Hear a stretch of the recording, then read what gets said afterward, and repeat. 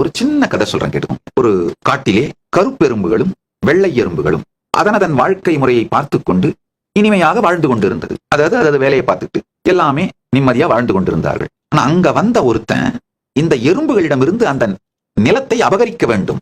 ஆனா இந்த எறும்புகளோட எண்ணிக்கை ரொம்ப அதிகமா இருக்கு. இதை எப்படி இந்த நிலத்தை அபகரிப்பது? இந்த எறும்புகள் விடாது. அப்ப ஒரே வழி என்னன்னா, ஒரு பெரிய குடுவையிலே இந்த கருப்பெரும்பையும் சிகப்பெரும்பையும் ஒன்றாக போட்டு அந்த குடுவையை வேகமாக குலுக்கி திரும்ப கொட்டினான்.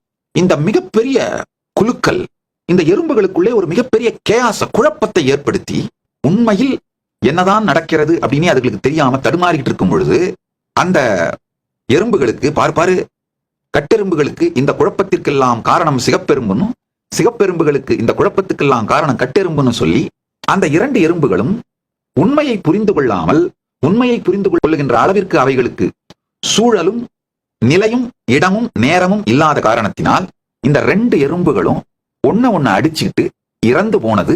அந்த நிலத்தை அந்த கொடூர அரக்கன் கைப்பற்றி கொண்டான். இந்த கதை தான் நம் சனாதன இந்து தர்மத்தின் மீதும் நிகழ்த்தப்பட்டது.